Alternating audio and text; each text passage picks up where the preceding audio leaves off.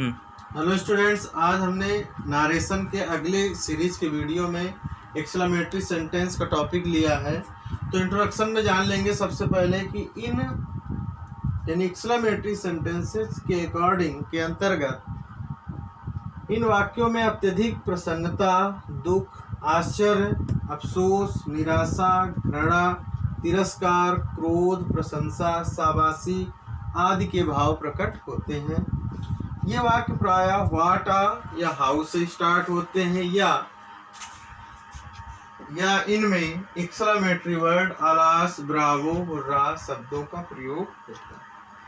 अब rule number 1 की बात करें तो रिपोर्टिंग वर्ब के सेड या सेड टू को भाव के अनुसार अलास हो तो एक्सक्लेम्ड विद सारो, हुर्रा हो तो एक्सक्लेम्ड विद जॉय, ब्रावो हो तो अप्लाउडेड प्लस ऑब्जेक्ट प्लस सेइंग, और व्हाट या हाउ या व्हाट हो तो ओनली एक्सक्लेम्ड में बदलते हैं।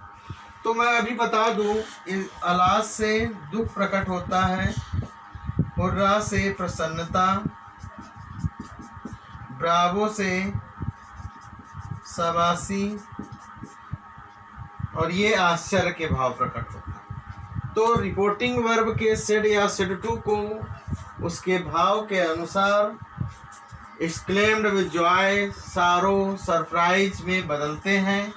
और रूल नंबर 2 समझते जाएंगे।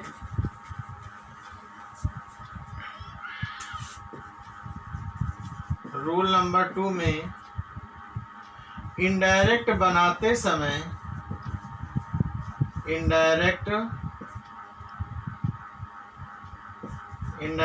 करते समय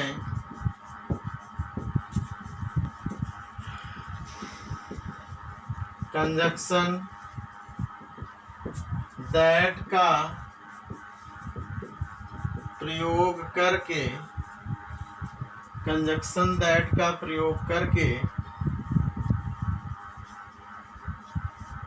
सेंटेंस को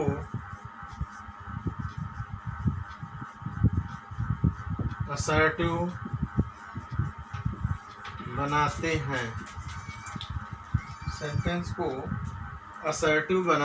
हैं।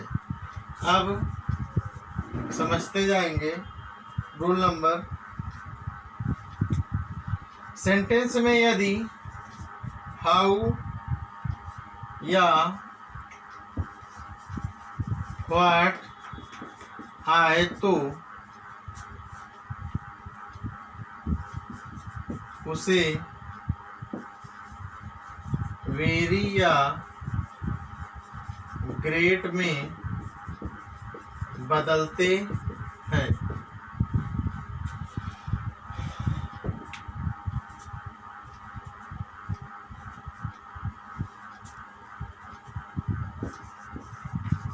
हाउ या व्हाट के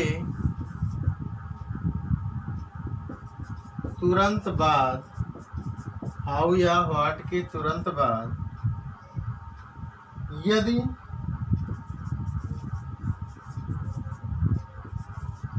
एडजेक्टिव का प्रयोग हुआ हो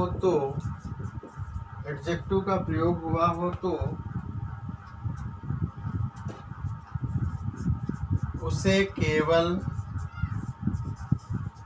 वेरी में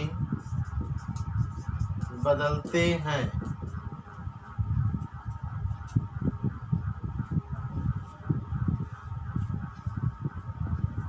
जैसे एग्जाम्पल,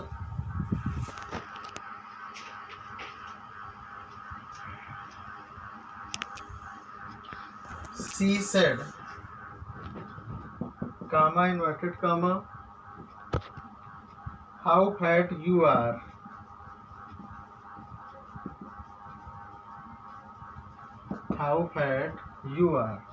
तो यहाँ क्या करेंगे, सी अभी बताया कि जब हाउ या व्हाट से स्टार्ट हो तो सेड को ओनली एक्सक्लेम्ड कंजक्शन दैट, अब ये सेंटेंस आपका एक्सक्लेमेटरी है, यहाँ से आप कुछ असर्टिव बनाना है।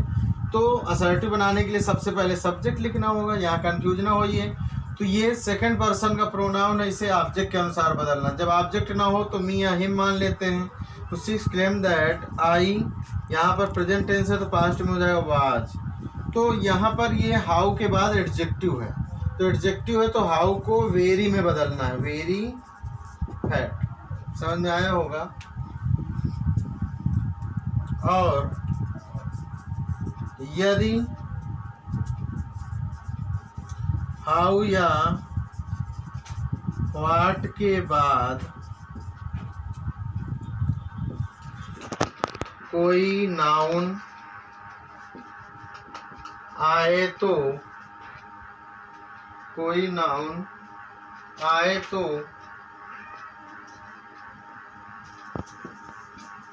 उसके भाव के अनुसार ग्रेट,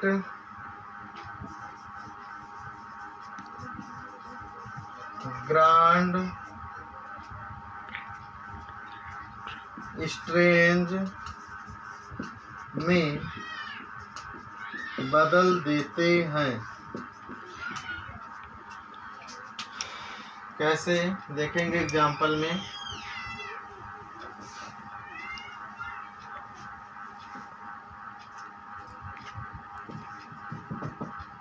एग्जाम्पल में देखेंगे, he said, comma inverted comma, he said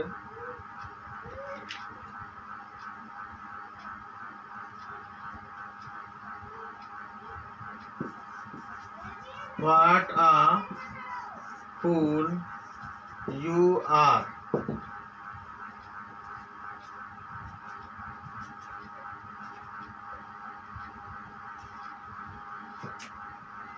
inverted comma close. तो he exclaimed, he exclaimed that, यहाँ पर भी सरप्राइज भी लगा सकते हैं। तो he exclaimed that, यू को बदलेंगे तो आई लगा लीजिए चाहे ही लगा लीजिए, he was। फिर what आ के बाद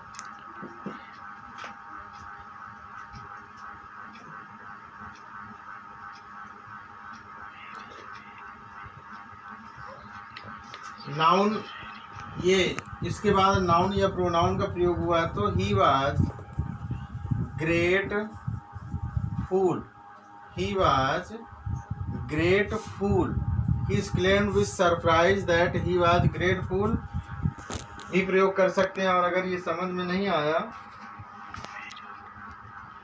तो दूसरा देख लेंगे,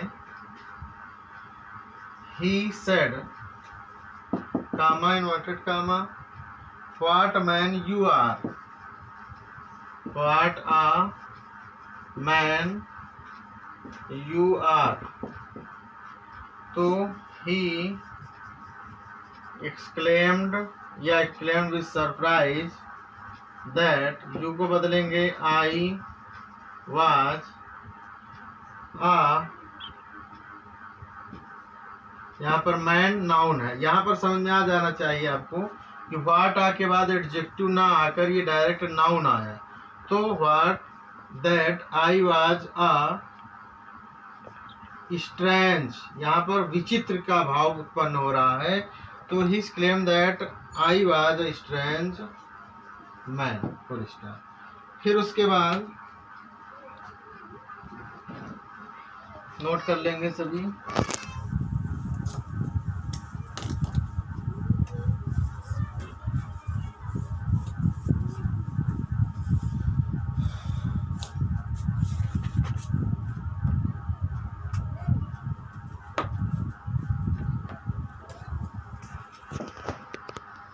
रूल नंबर 3, कुछ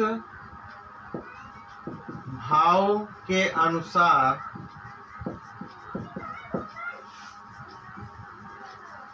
रिपोर्टिंग वर्ब की चेंजिंग डिफरेंट तरीके से होती है, डिफरेंट तरीके से होती है। जैसे घृणा या तिरस्कार, ये होने पर exclaimed with contempt,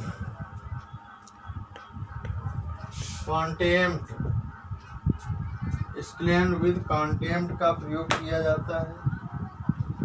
और अफसोस,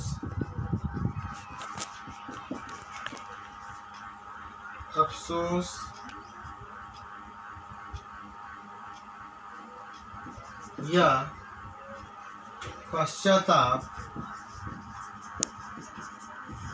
अफसोस या पश्चाताप में exclaimed with regret,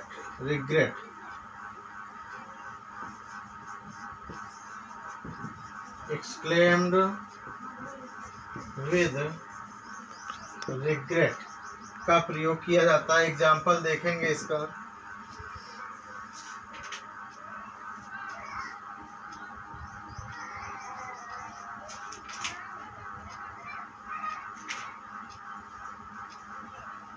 The farmer said,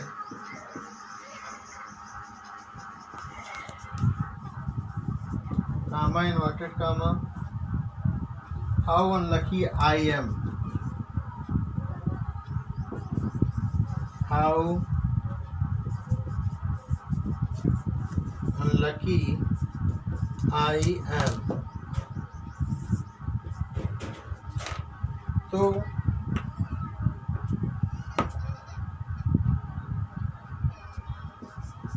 यहाँ पर जो किसान है वो अपने आप को कोस रहा, पश्चाताप कर रहा, अफसोस जता रहा। तो ऐसी सिचुएशन में द फार्मर एक्सक्लेम्ड, केवल एक्सक्लेम्ड भी लगा सकते हैं और इसकी भाव के अनुसार exclaimed with regret that, conjunction that लगाएंगे, ही को बदलेंगे, आई को बदलेंगे, ही हो जाएगा वाज वेरी अनलकी।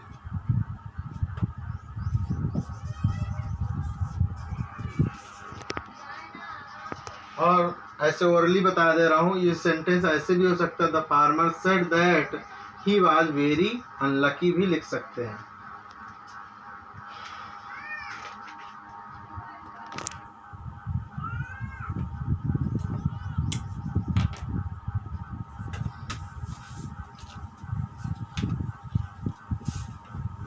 फिर उसके बाद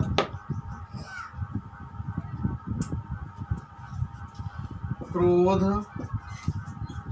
व गुस्सा में एक्सक्लेम्ड विद एंगर, एक्सक्लेम्ड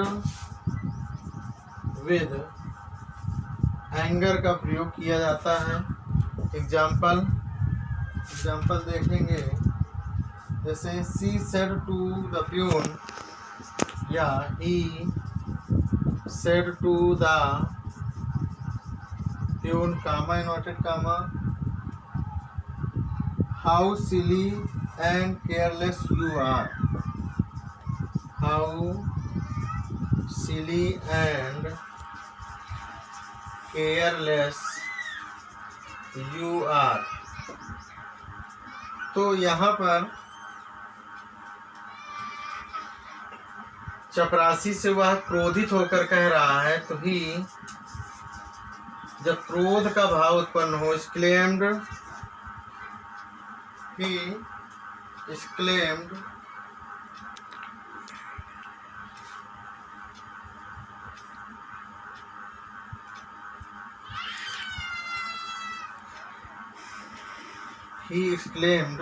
इस सेंटेंस को बहुत ध्यान से समझेंगे। विद एंगर दैट, अब देखिए यहाँ पर द प्यून नहीं लगाया गया, इसका यूज कैसे होगा आप समझिए। He exclaimed with anger that अब यहाँ इस सेंटेंस को असर्टिव बनाना है तो यू होना चाहिए प्यून के अनुसार, तो ही होगा, तो उस प्रोनाउन की जगह यही नाउन यूज हो जाएगा, दैट द प्यून। कंफ्यूज ना होइए, बहुत अच्छे समझ लीजिए। He is claimed with anger that the peon फिर was very silly and careless.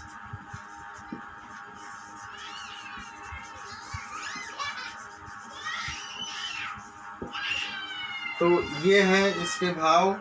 अब लास्ट में एक इम्पॉर्टेंट चीज बताएंगे।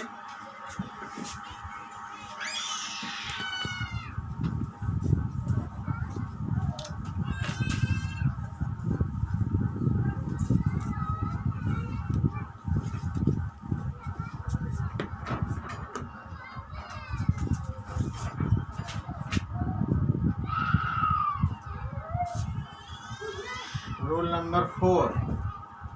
नंबर 4 में गुड हीवेंस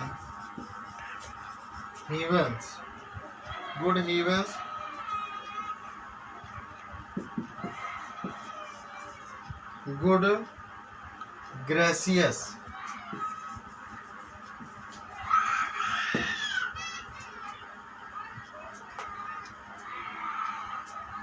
यानी हे प्रभु के लिए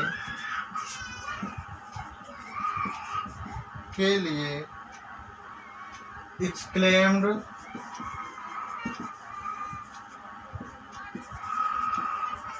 with surprise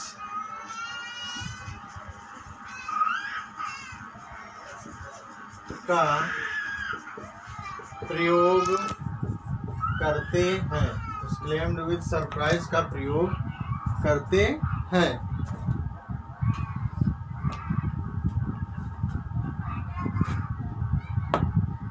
जैसे एग्जाम्पल है good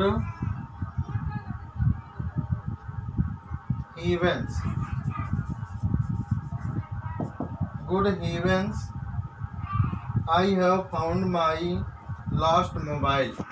I have found my lost mobile said Shilpa, comma inverted comma said Shilpa। तो आपको क्या करना है, शिल्पा exclaimed with सरप्राइज, यानी सेड शिल्पा को Shilpa exclaimed with surprise that, ये गुड हीवेंस हट जाएगा, दैट सी, आई को बदलेंगे शिल्पा के अनुसार सी हो जाएगा, हैड फाउंड, माई को हर लास्ट मोबाइल में बदल देंगे। यानी कहने का मतलब ये है कि जब गुड हीवेंस या गुड ग्रेसियस हो जाए तब आपको उसे वर्ड को हटाकर एक्सक्लेम्ड विद सरप्राइज में बदलना है। तो सभी स्टूडेंट्स इस बताए गए रूल्स के अकॉर्डिंग सेंटेंस को करेंगे और अच्छे से समझ लेंगे। जहाँ पर आपको समझ में ना आया हो आप कमेंट करके पूछ सकते हैं। Thank you.